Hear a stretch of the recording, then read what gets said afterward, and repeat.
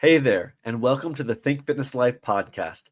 We're fueled by the incredible clients who inspire us every day, allowing us to elevate their health and fitness journeys. On this show, you'll gain valuable insights from top professionals, hear inspiring transformation stories, and discover the knowledge and motivation to create your own best life. Let's dive in.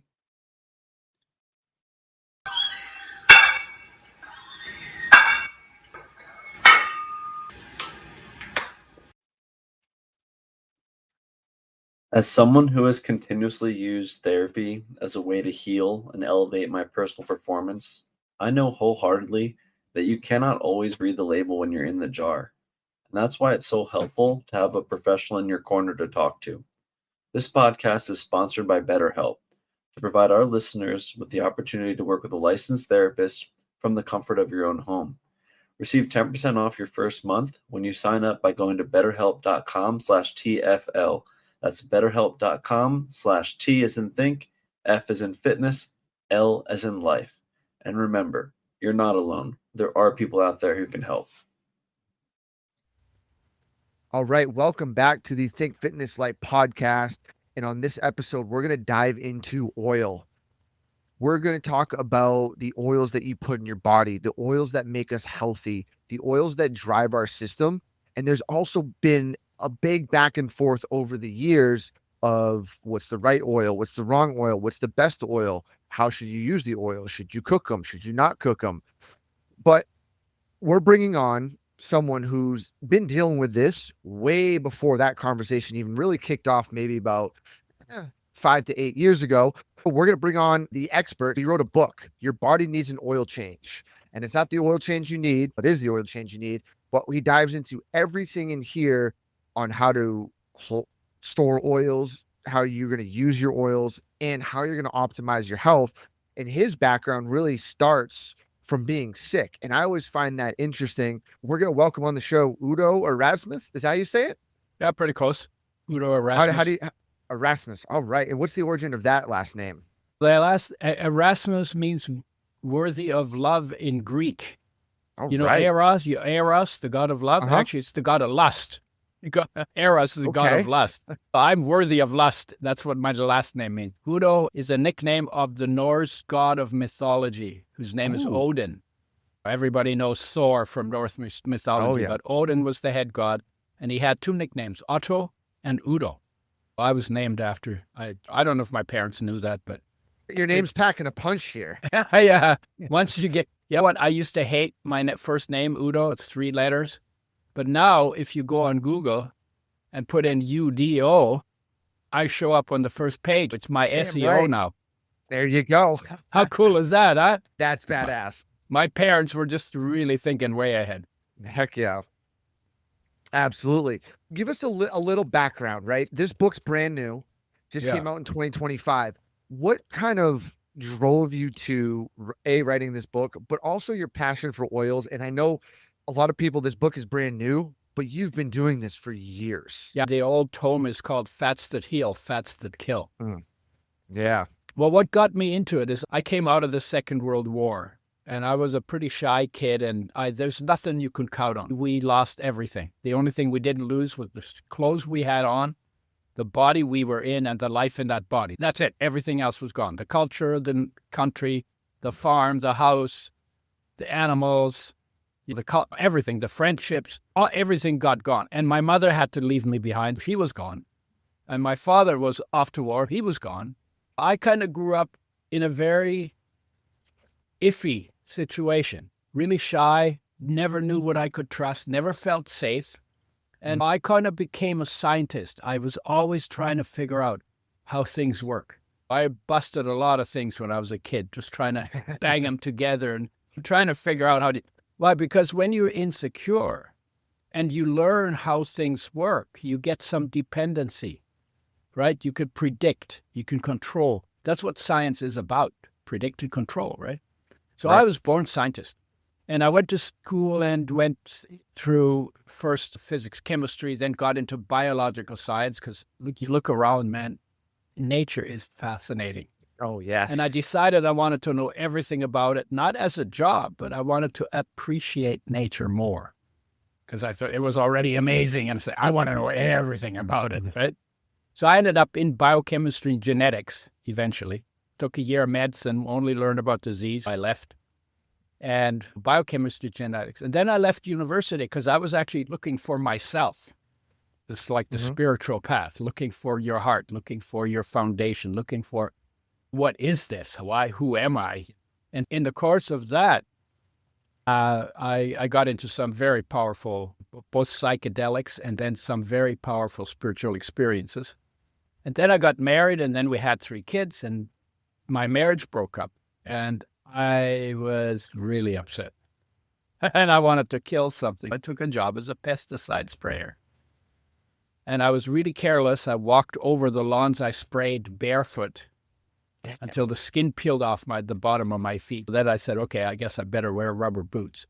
Did it in a bathing suit because it was a summer job, and the wind would drift a spray on my back, and I knew it. But I was just really careless. And somebody even said, don't you think you got a problem? Don't you think you might get poisoned? Nah, I'm immune.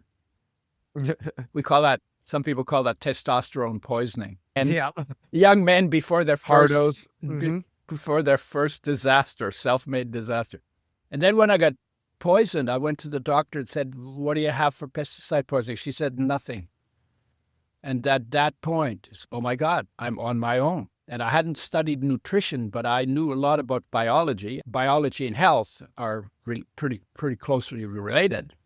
Yeah. Because you're talking about the normal functioning of normal creatures in normal situations. I decided to take my background and figure it out. I got into Medline, started reading everything about. The idea was, and I kind of knew that, your body turns over all the time. Like in every year, 98% of the atoms in your body are removed and replaced. 98%. In 7 years, 100% turnover, right? And the tissues turn over at different rates. And I thought, and the idea is that if something goes wrong in your body, the way you fix it is you raise the standard. Correct. Right? Because if you raise your standard of food, air, and water, then within 1 year, you will have rebuilt 98% of your body to a higher standard. That's called healing. That's why healing is possible. That's what healing is. And I was just looking at food, not much water and air. So, okay, body's made out of food. How do I put the food program together? And I got into essential nutrients, all the nutrients that your body can't make, but you have to have, that you got to bring in from outside. If you don't get enough, your health goes down. If you don't get enough long enough, you die. But if you bring enough of them back in before you die, then all the problems that come from not getting enough are reversed, because life knows what to do once we take responsibility for making sure optimum amounts of all of them, 42 of them, land in our body. Life can do its job. Yep. And I got into that. 18 minerals, 13 vitamins, 9 essential amino acids, and 2 essential fatty acids. And I got stuck in the area of oils because the information was confusing. I had at one point, what really triggered me, I read a study on omega-6. And omega-6 right now has a bad reputation. But big time. yeah, but it's actually an essential nutrient that if you don't get enough of it or any of it long enough, you actually die. So these are, and I read that. It's an essential nutrient by the definition I just gave you. And the very next study I read, it said omega-6 gives you cancer and kills you. And I'm going, what? I have to have it? It can kill me? And it's like, I must be missing something. And that got me looking into how oils are made. And then I found out that, and when the industry makes oils, the colorless, odorless, tasteless oils that you find everywhere, that are usually in plastic bottles now, right? When the industry makes those oils, they treat them with sodium hydroxide, which is a very harsh chemical, a base. Then they treat it with phosphoric acid, a very corrosive acid. Then they treat them with bleaching clays to get the color molecules out because they absorb light, and the light then damages the oil. By the way, oils are damaged by light, by oxygen, by heat. The most sensitive of our nutrients. we should treat them with the most care, and we actually treat them with the least care, both in the processing and in food preparation. When you fry oils, they will fry your health, right? Yep. And I was, I had this, and then that's, okay, how are these oils made?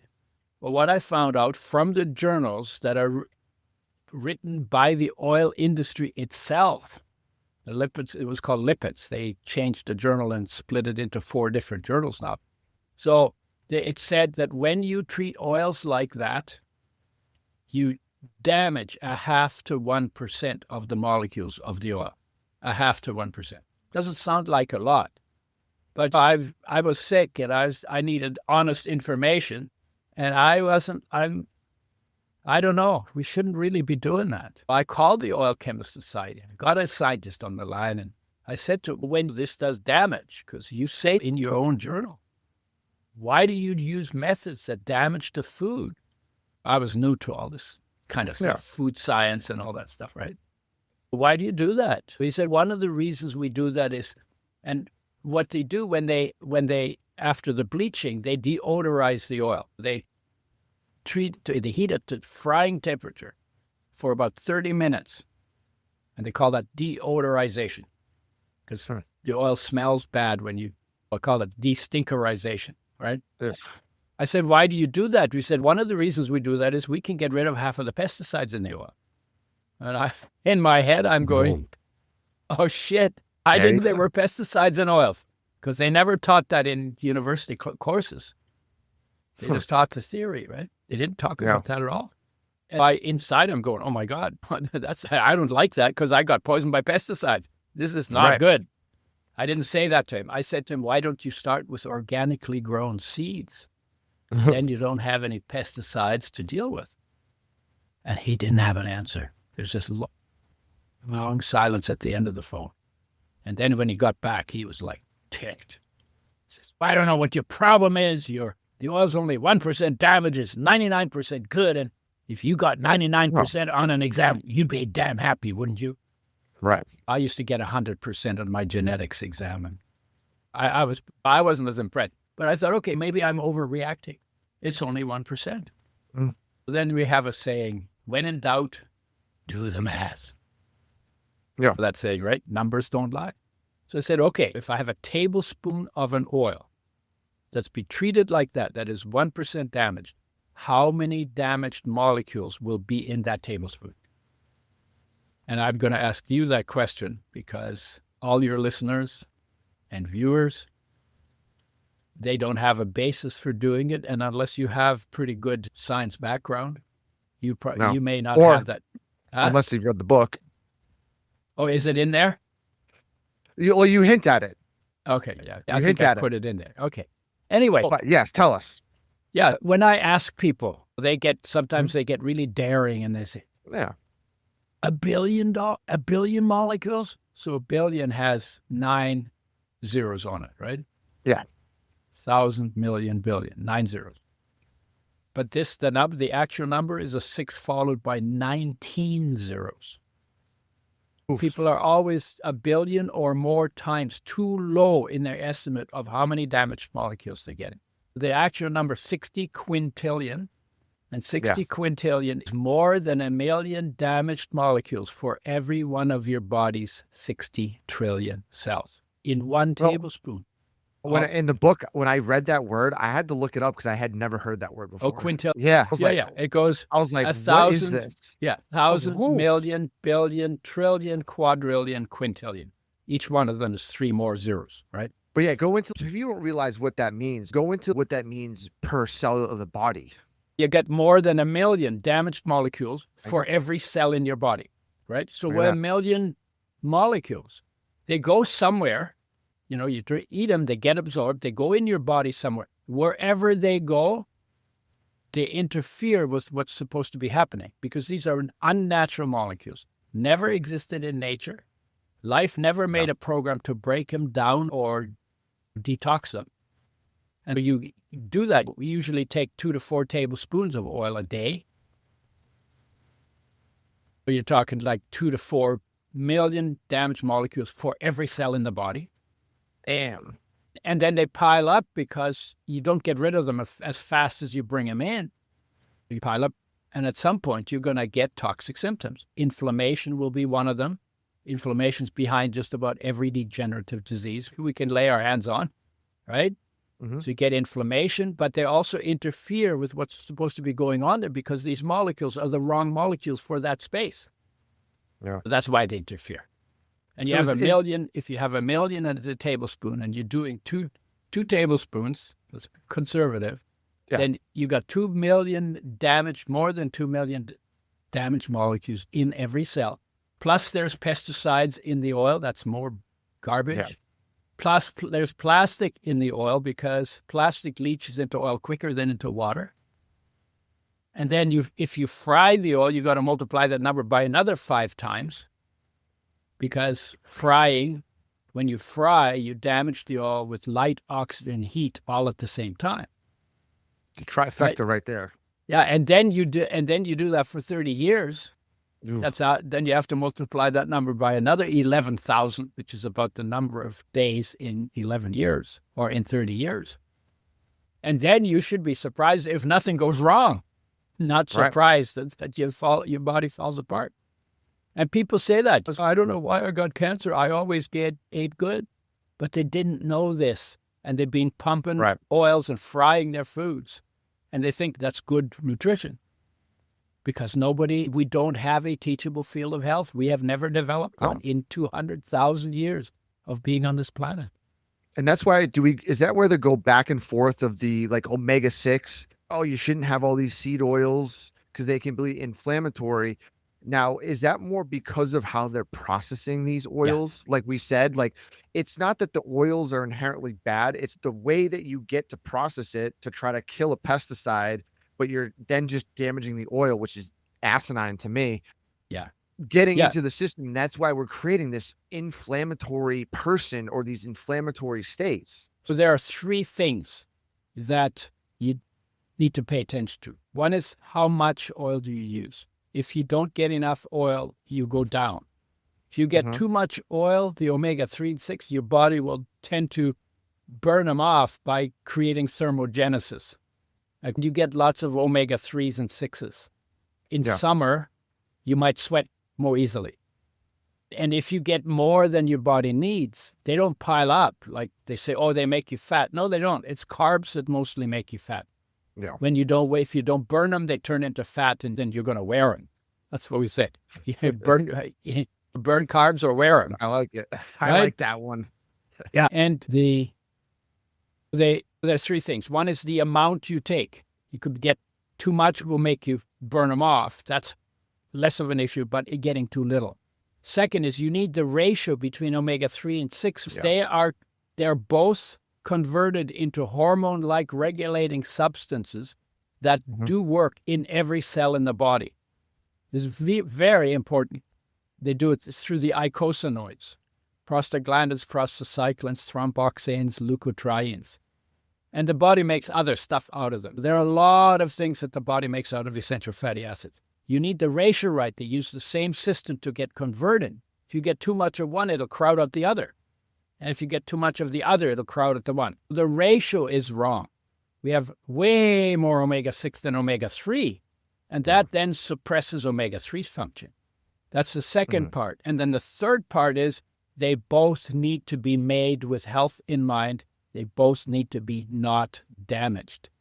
And the people who are saying seed oils are bad and omega-6s are bad, they haven't done their homework. These are all people who haven't done their homework. And not one of these people. By the way, there's been about 20 in the past 45 years, books that diss omega-6s and seed oils. Not one of the authors of any of those books has ever talked to me. Really? Not one. And I have not been hiding. I've done 5,000 lectures in 40 countries. I've done probably pretty close to 5,000 interviews on air. A lot of them in North America. None of those guys have ever talked to me. Because it was interesting. What they haven't done, that thing that got to me, omega-6 is essential and it kills me with cancer. Yeah. They never got into that and they never looked. I said there must be something wrong in my understanding. What is that? I'm not understanding something. They didn't do that. They blame the oil for something that should be blamed on the damage. And it's interesting because when I first I get a book, I glance through it. Oils. I thought your take was going to be about omega-6s being bad. Just because, in fairness, that's what I've heard. And somewhat, that's what I'd follow because it's, omega-6s are inflammatory. But then I'm reading going, it's more or less how they manufacture it that's making it inflammatory, which gives me a whole different outlook, because some things they'll be, seed oils are bad, but you can eat the seed. Yeah, because when you eat seeds and nuts, they're associated with longevity. What happened? Now I've changed my model. Your book has changed me. Get into that. People hear omega-6s are bad, inflammatory. What do you say to some of those authors that might be, hey, you should avoid all these oils? Okay. So there's another mistake that comes from oversight, from not doing all the homework. Omega-6s, when they get converted into prostaglandins, thromboxanes, leukotrienes, when they get converted into these hormone-like regulating substances, some of those are inflammatory, and they play a really important role in healing. Because the inflammation doesn't come from the problem. The inflammation, your immune system creates that in the process of trying to heal something, okay? And then when the healing is finished, then they settle down. But that's harder to get them to settle down because the omega-3s are anti-inflammatory. They kind of run shotgun on that system. But the injury will override them. And then when the healing is done, then it all settles down again. That's one of the parts of inflammation. That inflammation from omega-6s is really important for healing. Okay. We should, Yeah. When you're healing, inflammation is part of the process, right? Right. The second part is you can get inflammation from the damaged molecules. Because what happens is these damaged molecules go in your body. They don't fit and don't do what should be going on. The immune system says, okay, we got something here. There's something wrong here. And then the immune system creates inflammation, which slows down circulation. And they're trying to isolate. Okay, this is body-wide. You can't really isolate it. No. But they're trying to isolate something to deal with whatever the infection is, whatever the thing is that caused the inflammation. And because it doesn't have a way of dealing with that, you end up getting chronic inflammation. The chronic inflammation caused by omega-6s is the result of the damage done to them. They're not an inherent thing in omega-6 molecules when they're in their natural shape. It's really the quality that matters. You talked about in your book. It's all about the quality. It's 100%. And when I figured all that out, then your journey. Then I found out 99% of the population doesn't get enough omega-3 for optimum health. Yeah. And I found out that in the past 150 years, we have doubled or maybe tripled or maybe even 5 or 10 times our intake of omega-6. Sure. And our omega-3 intake has gone down to 1/6 of what we got in 1850. 1/6. We've changed our food intake and brought that ratio way out of line, right? And then I thought, okay, I guess we should be making oils with health in mind because I can't get healthy on damaged oils. Right. And I knew what the issue was. You got to protect the oil from the time it's in the seed, in nature's packaging, which is pretty good, through the pressing, the filtering, the settling, the filling, till it's in a brown glass bottle, in a box, in the fridge, in the factory, and then shipped to the store, refrigerated in the store, and then bought, refrigerated at home. That's how you protect the oil. And you never use it for frying. And you add it to foods when they're on your plate or just before you serve it, after it comes off the heat source. We make them different. And basically you had to make a really tight system. And I have enough OCD genes to take that seriously and really make a tight system. And I'm in the Hall of Fame in Canada in the health food trade for starting the industry of making oils with health in mind. Yeah. In your book, you talk about, because yours is you start with flaxseed, right? We start with flaxseed because it's the richest source of omega-3s. And why that one is, first of all, it's the hardest one to make because omega-3s are damaged 5 times as fast as omega-6s because they have more double bonds. They make them more sensitive, right? More fragile. And it's fascinating because you start. And my deal was, oh my God, if we could make it with health in mind and we could bring these omega-3s undamaged back into people's diets, oh my God, we could help 99% of the population. And that feels good in your chest when you figure out something where you can do an enormous amount of good.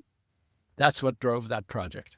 Love it. And what made you go with flax? Because in the book you talk about originally flaxseed, what was it, linseed oil? They called it linseed oil. Linseed, and it was basically disregarded as food additive, right? It's funny. Linseed oil is the oil made from flax, but it was made like all the other oils were. Treated with sodium hydroxide, phosphoric acid, bleached, and then heated to frying temperature.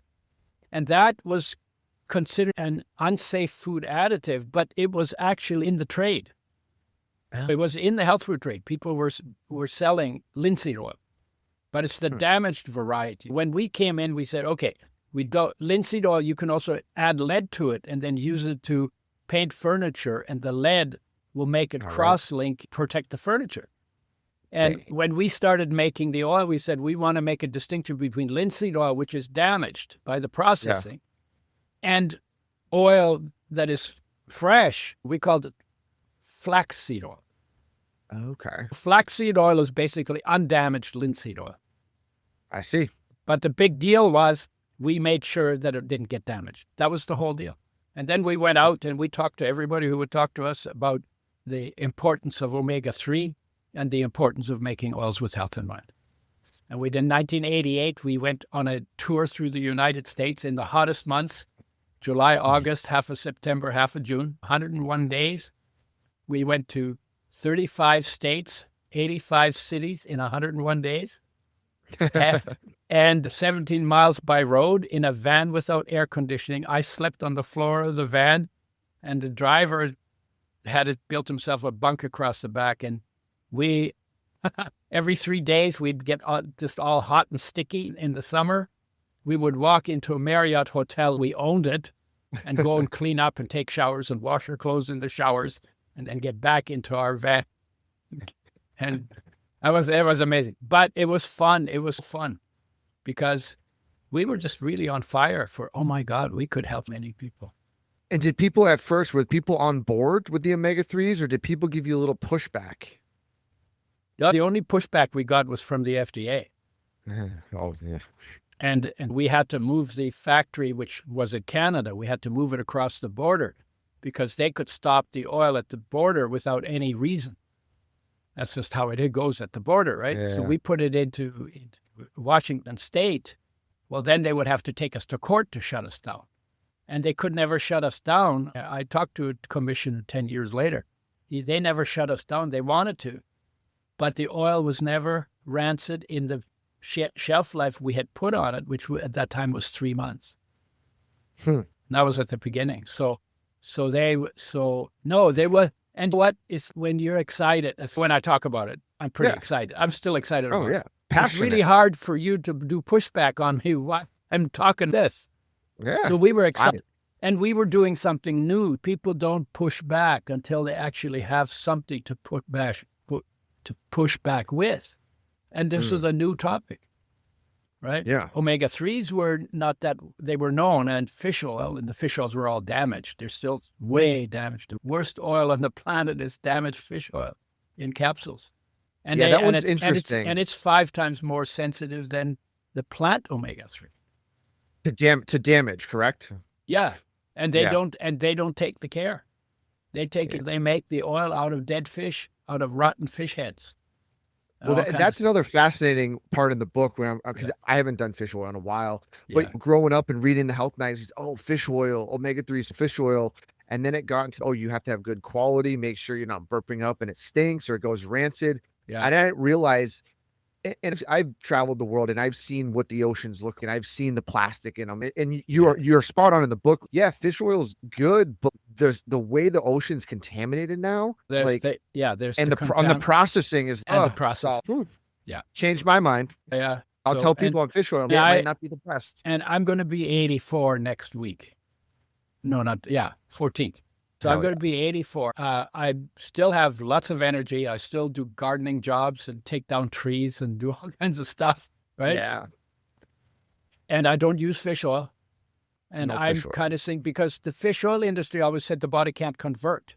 No, the body can't convert if you piled on the omega-6s and you don't have enough omega-3. And then they're blocked out of the system, right? Well, like what I said before, because they compete for space in that system. Well, then you can't convert. I get the ratio right in the blend. It's twice as rich in omega-3s, omega-6. Yeah. And Because you kind of, in the book, you go into your dilemma of what is the right ratio, what's optimal. And because at first you just had the omega-3. Yeah. What did you put into your oil that makes it omega? Is it still flaxseed, or is it other types of oil that give it a little omega-6, or is it just the ratio? No, the omega-6s in the blend has 9 ingredients: flax oil for the omega-3s, sunflower and sesame for omega-6. Oh, gotcha. And then it has evening primrose, and it has lecithin, and it has rice germ, oat germ, and it has a little bit of coconut for flavor, and then it has vitamin E. I got them all. That. And we did it to set the ratio that you get twice as much omega-3s, omega-6, because you can sustain that all your life. If you had no other oil, that would be sustainable. But we emphasize the omega-3s because they are literally the hottest essential nutrient of all of them. One of the things they do, they increase your energy level. When we worked with athletes, they got 40 within a month of taking a tablespoon per 50 pounds of body weight per day. That'll be 2 to 4 tablespoons a day, mixed in food, spread out of the day, spread out over the course of the day, not fried. Never. And within 30 days, if they did their sport to exhaustion, and we had strength and endurance athletes, their performance increased by 40 to 60% on average. And that basically comes from the omega-3s, because the omega-3s are high energy molecules. Because they increase metabolic rate, they increase oxygen turnover, right? These are all good things. Then you recover quicker, your wounds heal quicker, your joints don't hurt as much, right? A lot of things. We've measured a whole lot of things that athletes have issues with. They slept better, they had more energy, they felt better, their skin was nicer. And that's a big thing, because especially in the athlete world, the carbohydrates conversation drives it more. And a lot of athletes, and even people I've talked to, other coaches, they're like, I got to drop my fats really low, and I got to do it. And I'll be honest, I've done that before. No, you don't need a low-fat diet. You need a right-fat diet. Correct. If you start going too low fat, especially when we're talking not saturated fat, we're talking omega, the good fats. Yeah. Your body needs that stuff to function from a hormone standpoint, from everything else. It's why take it out. But I know it's the fat makes you fat. In your book, it's no. The problem is stop overeating crappy carbohydrates. Yeah, because that's the problem. Because omega-3s is again one of those things. Omega-3s actually turn on the fat-burning genes and turn off the fat production gene. Yeah. Do it actively, omega-3s, but only omega-3s do that. Again, it's one of those things. Omega-3s are really something. And that's where that ratio comes in. You need to get more omega-3s, not just, I'm going to slam a bunch of fat. Yeah. Yeah, and keto doesn't work if you don't make sure that you bring in omega-3 and omega-6, but nobody wants to work with those because they're hard to work with. It's a shelf life issue, right? And carbs, when you eat more than you burn, they actively turn on the fat production gene, fatty acid synthase, and they actively turn off the fat burning genes and that's the body's protection against carbs, which in excess are toxic. Are toxic. If you burn them, they're fine. But if you get more than, and then what happens? They get pushed into the cells and turned into fat, and your blood sugar goes too There we go. low, then you get cravings. Then you start overeating. And if you're eating, then by the time your craving is gone, you've eaten too much. And you just keep going through this cycle of fat production, insulin into the cells, low blood sugar, cravings, overeating. They call it carb addictions. And carb addiction has been measured to be 4 to 8 times more addictive than cocaine. And people still will blame fat, but have to go on a low-fat diet. It's, oh my goodness, no. That was wrong. It was already wrong in 1980. It's not I got poisoned fat. in 1980. That's when I started doing this work. It's not a high fat. I've done high fat, high protein, moderate carb, but you can only eat much fat.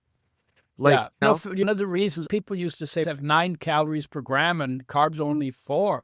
Therefore, it must be worse to eat fat than carbs. Right.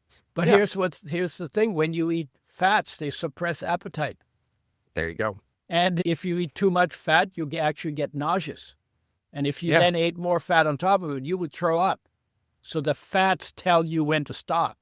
The carbs don't do that. Or it pushes through your body really fast.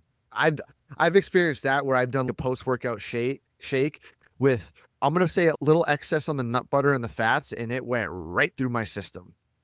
What do you mean? You got the shits? Oh, yeah. Okay. But for me, in fairness, this was right post-workout, and I took in a high amounts of fat, and my stomach was just, it was too much for my stomach. Yeah. You're pushing the rest of your body too. Because there are people but you're right. You're going to have, if you overeat fat, you're not going to feel good. Yeah. It's your body's just, this is too much to digest. Yeah. Especially in a post-workout setting where your body's pulling nutrients. It's hold the phone. But there we have people who do post-workout shakes with fat in them and they recover quicker. I agree. So 100%. You must have really taken a lot. Yes, that's my thing. I would say you must have been a little bit stupid. Oh, 100%. To do I said, that. I need to get my calories in, put in spoonfuls of nut butter and some fat in a shake. And more is always better. And I drank it in 5 minutes. Yes, post-workout shake. Don't do what I do, right? I'm just giving, it's good to have post-workout, but don't be stupid and add a bunch of fat in and drink it in 5 minutes. Yeah. Yeah. Some of the strong men that we worked with, they said if they took about, this guy weighed 310 pounds, is all muscle, like huge guy. John Anderson is his name, right? I don't know if he was one of the 10 strongest men in the world, and he ended up going sumo wrestling in Japan. Nice. He was all muscle and they are all fat, right? Right. Yeah, I don't know how that went, but he said that before workouts, if he took a glug of oil, for him that was probably 4 tablespoons. Ooh. Before the workout, he said within 30 to 45 minutes, he would literally feel a burst of energy. Wow. No, I've never experienced it because I'm not a strength athlete. Strongman? I'm not a strongman. Yeah. Yeah. But it shows you, and that's the whole thing is where people get this bad image of oil, especially oils and fats. You can't do them, you shouldn't do them. But then you're starting to pull away. You say essentials. This is the nutrients your body needs. Yeah, you don't need carbohydrates. No, there are no essential carbohydrates. They're the least important. There's nothing in carbohydrates you cannot get elsewhere. Yeah. But there's omega-3 and omega-6 in oils, and you cannot get them elsewhere. And for the omega-3s, because I know people are going to hear omega-3s, you say flax is the highest. When someone Have you been on that journey to look for that What is your supplement? take on olive Nothing oils? too extreme. Less than 1% omega-3, The one you're looking for that gets the 10% job omega-6, done, and you 80% actually of it feel is it. monounsaturated, and those Well, I your have body that can make supplement out of for you. sugar It's and starch. recommend Man Formula, And then the last Lady 10% Formula, and is Clear saturated. Focus. Only We're 3 not really getting supplements as much this company has. omega-3s as And we that's think all from you olive need. oils. Whether you're going to stack that. Not saying it's My not saying favorite's it's the bad, stacked Man but Formula, it's just not No, packed what's with a bunch what's of good about omega-3. olive oils made from female, the flesh of the olive, Lady not Formula, the seed. Clear Focus. They don't My make it the squats have same not way as been they better. make all the other My oils. lifts If you have get not gone better. I extra feel virgin stamina, olive oil, energy, and they're not endurance lying during the about it. lift. If it's really true, I it's feel extra great virgin olive oil. recovery-wise. It's Yes. not Throughout damaged. the day, I have energy and focus. That's what My makes brain the feels oil. good. My central And it's nervous pretty system is keepable turned on. because it doesn't And have a most lot of important, omega-3s in it. People sexual that part. function. When I tell But you the fact that it's not damaged is packs a actually punch that's and actually gives true. you what you need But from you a don't man get your omega-3s perspective. from it, and you don't It even get enhances enough hormones. It omega-6s from it. optimizes my mitochondria. Yeah, I say to people, and you know as what? the It olives, gives me the olives drive have and all libido kinds of olives that are I can superfoods. never complain about. Plus Eat all the the other olives, performance forget the oil. things. That is this supplement. Recommend supplements putting the cleanest ingredients in their products to be the optimal stop for overall health, performance, hormones, you name it. It's got stuff like Tonkat Ali in there for strength. It's got L-arginine for blood flow performance. Stuff you don't even think about. Then the clear focus, we're talking nootropics through and through. Brain health, optimizing focus, clarity. Screw those energy drinks. Screw multiple cups of coffee. My morning routine, I have 1 cup of coffee. I put clear focus and I take my man formula, I stack them together, and my day is on. And you can take advantage and get on the same regimen. Check out recommend.com. Use code TFL20 for 20% off and get control. Take advantage of your health today.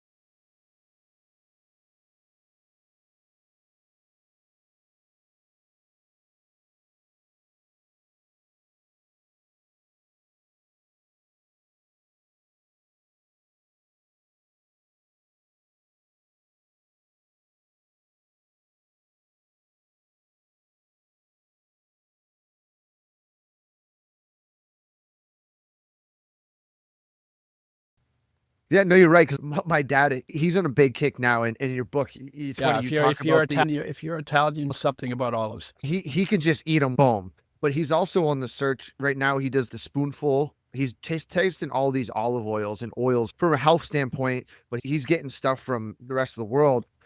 And he asked his doctor's like, what the hell are you doing? And it's funny in your book, I really don't recommend the spoonful. And it's funny because you want to enjoy it, put it on food. But at one point, I remember at night doing the same thing, mixing a little spoonful or shot, doing it. What am I doing? Yeah. But it's just funny. A lot of people have recommended I get it. taking my oil off a spoon. I have never recommended. Oils belong with foods. Yeah.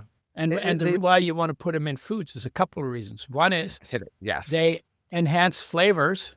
That's why we fats in foods, right? Mm-hmm. Because a lot of the flavors are fat soluble. They're carried by oils very nicely. But the second thing is that all of the oil soluble nutrients that you get in foods, and whether that's greens or fruit or whatever it is, those are absorbed more effectively when you have oil with your food. And some of the best nutrients from a health perspective are oil soluble. And then the other thing is you can also detox with oil. Because if you get omega-3s and 6, they have negative charges, especially omega-3. And you put them in the middle of your body, and they will push out towards your skin from there. And they will carry oil-soluble toxins with them. And you can literally sweat out oil-soluble toxins. And they will show up in this oil part of your sweat. And there was a guy in the 80s who was detoxing Vietnam veterans who had been poisoned by Agent Orange, which is fat soluble. And what they were doing is they put him in a sauna for 15 to 30 minutes every day for 3 to 6 months. They were able to measure the Agent Orange in the oil part of their skin, and they were able to monitor its decrease in the body. And they did them, and what they did was they gave them more oil, because if you're going to sweat more, and the omega-3s and 6 do it best, because they migrate toward the skin most effectively. Mm-hmm. So you basically want to take more oil. Obviously, has to be an undamaged oil, So you can That's do the it biggest with thing. olive oil, but my oil is actually better for that. Yeah, let's get into question because I've always had olive oil or extra virgin olive oil on the top pedestal, right? Well, I read your book. Yeah. You're changing my world here. You're changing how I. Yeah. Give me what's the difference between what you've created versus olive oil. When people are like, olive oil is this Mediterranean diet, they use olive oil, and then you have what you've created. We've talked about the omega-3 ratio, but dive in a little bit more about what you found for in the book. You call it the Udo's 369. Yeah. I built the whole story. We've had a high-fat diet, a low-fat diet, a no-fat diet, Yep, and a fake fat diet. Remember Olestra? I don't know if you're old enough to remember Olestra. Oh, yeah. Olestra, and then people got diarrhea from it, and The Olestra gut. And it took all the oil-soluble essential nutrients out of the body. They wouldn't be absorbed. They had to dump that. But no one has ever made a right fat diet. And what I did is I said, okay, look, you got essential amino acids, you got essential minerals, you got essential vitamins, and you got essential fatty acids. When it comes to fats and oils, all you need from them is omega-3 and omega-6. Those are the two essential. Everything else in fats, it's optional, but you have to have those. Why don't we build the whole diet around the right fat, not high fat, low fat, no fat, fake fat, the right fat diet. Build it around what's essential about fats. So we made that the centerpiece because it's the most neglected area as well. And then everything else, it becomes easy.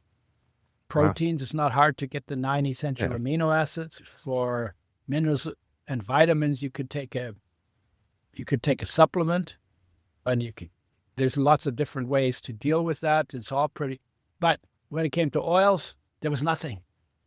It just had not been done, and they lived with this contradiction, and nobody said anything. And then when I started getting going, there were some people, detractors. My first detractor, I started in 80. We came out with flaxseed oil in 1986.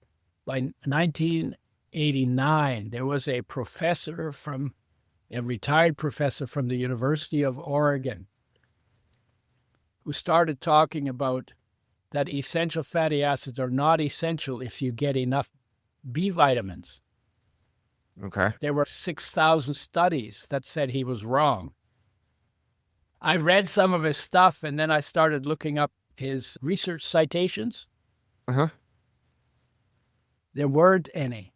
He had just put numbers in there, made it sound it was documented, and you could check it out. When you checked it out, it wasn't there because most people don't check that stuff. Right. And then he developed a following, and part of his following is pretty strong in the omega-6s are bad and seed oils are bad that's going around now. Okay. Yeah, the guy, he checked out probably about 3 years ago. He died in his early 90s. But and then what happens in the marketplace, all the people who haven't done the research and haven't ever talked to me, they talk to their buddies who say, oh, oil's bad, omega-6 is bad. And then they all say the same BS from each other that they learned from each other. And some of these people have really high profile, and they're completely wrong on the oils. Enough so to makes a lot of people, and some of the clients I work with and then me at times, do I need seed oils? Do I try to cut all this stuff out? Yeah. Do I try to cut it out? And then I still try to figure out, because I'm more olive oil. This is omega-3s. I got to get some good oil in. But I even might be missing more omega-3s in my diet. Probably. Yeah. If you eat any reasonable, normal North American diet, it will be too low in omega-3s. Yeah. That's why 99% of the population doesn't get enough omega-3s for optimum health. We got to change that. Yeah. Where does it come from? The richest two sources, flaxseed oil and chia seed. But chia seed is harder because it's a much smaller seed and it's got much mucilage on it. That's why we went with flaxseed oil. It was cheaper and it was easier and it has some other things in it that chia doesn't, like in the seed. There's some. But it's really, when you hear about seed oils, not all seed oils are omega-6. Flaxseed will have that. Flaxseed is the only oil that has Omega-3? more omega-3 than omega-6, 4 times more. I actually became omega-6 wow. deficient. Everybody's omega-3 deficient. I became omega-6 deficient on flaxseed oil when I used it as my only source of fat in the diet. And I did that because somebody said, shouldn't we just do the seeds? And I did a study. I did an experiment with myself.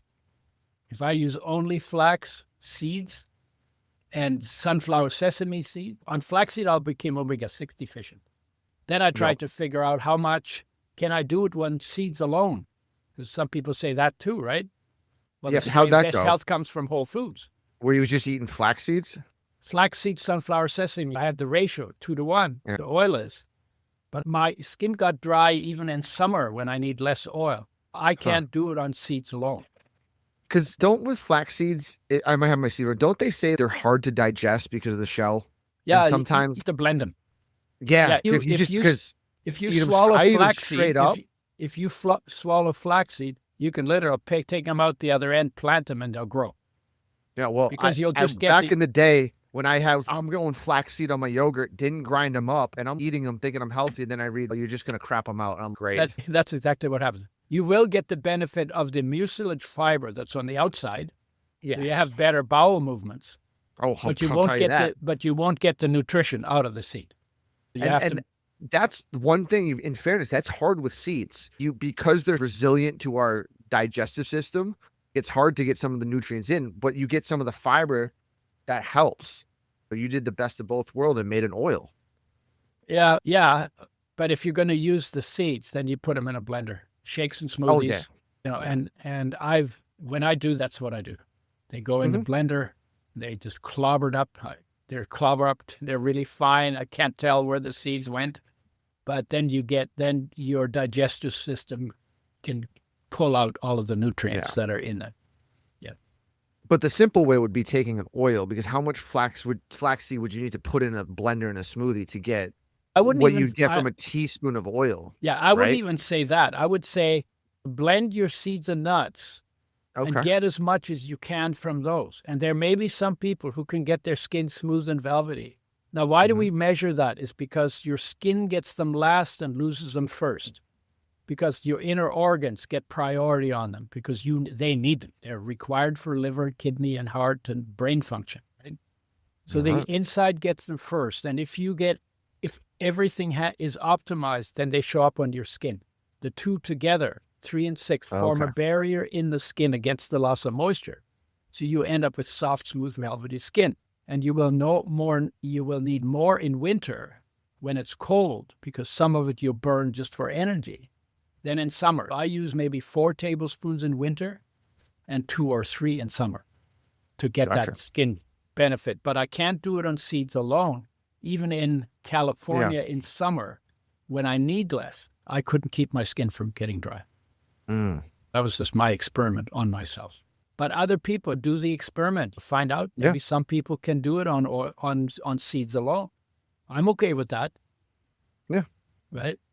As long as the goal is to get the omega-3s and the omega-6s in a good enough ratio. That ratio for optimal health. Yeah, I'll say the goal is to be healthy.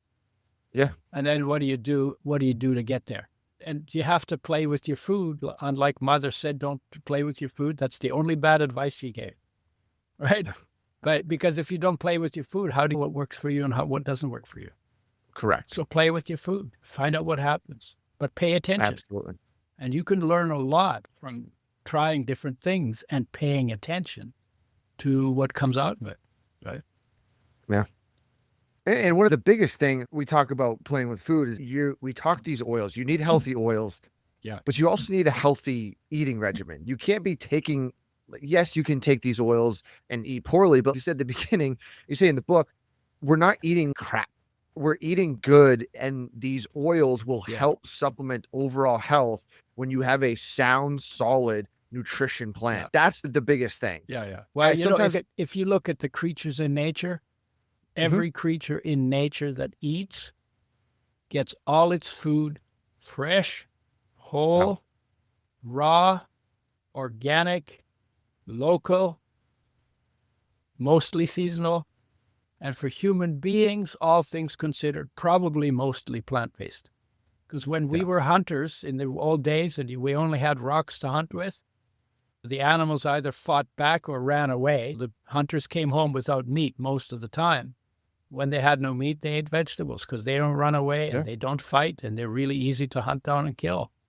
Exactly. And so you look at that and that's what your diet should be, because that's what it would have been if we were still living in caves before we got civilized. You know, getting civilized and having all these conveniences and gadgets and technologies around hasn't changed what our biology requires. Yeah. We're still animals under our clothes. Yeah. Now we just have a lot more. Apes. Now we have a lot more crap to feed off of, and we don't have to hunt it. We have a lot of really bad choices available to us. You just gotta pull it back down. You have to be thoughtful and deliberate and conscious about it. Yeah. Yeah. Well, I know we're coming up on the hour, and I always respect people's time. Yeah. Anything else you want to get out? I don't know. I think if this was a therapy session, I'd be just pretty spent now. Yeah, you're getting it out. Where can people find your oil, and where can people find you? The oil is usually, it's in a brown glass bottle, in a box, in the fridge, in the supplement section, in the natural food stores. You can get it on Amazon, but I always like to support the local stores, and that they're refrigerating it. I don't know what Amazon is doing. Yeah. That's where the oil is. If you want to get a hold of me, UDO in Google, I'm on the first page. I have a website, udoerasmus.com. It's a work in progress. There's a lot of stuff going on. I'm now working on turning health and human nature into teachable fields. We've never done that for 200,000 years. Do you know that? Really? We don't have a teachable field of health. What we call healthcare is disease management misrepresented as healthcare. Okay? Gotcha. And we've never done human nature. You'd think that for a human being, knowing what this is might be conducive to having a good quality of life. Yeah. We've never done it. I've decided before I check out, I want to turn total health based in nature and human nature itself into teachable fields. That's what I'm doing now, and I've got lots of podcasts. If you go on Google Podcasts, the Udo Erasmus /podcasts, some of them will come up. Some of them are on my website.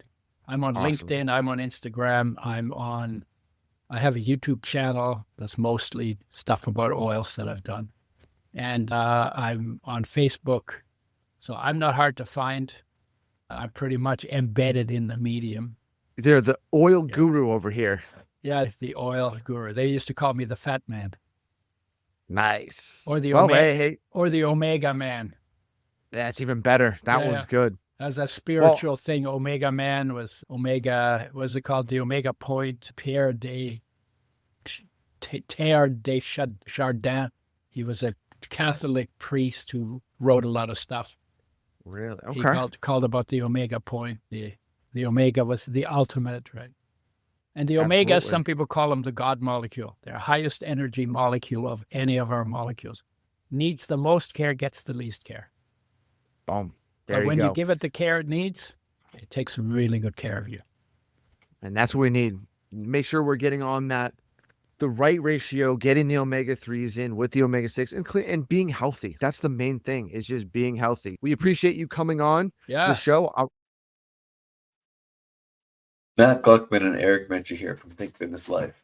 Our entire careers have been dedicated to fitness, particularly how the mind helps the body. We've been around gyms and nutrition strategies for 25 plus years collectively, and nothing harms or helps better than your own mind, untrained or trained. Pushing beyond your limits, overcoming whatever's thrown your way, and making the decision to show up day in and day out as a lifestyle takes more soul than sand.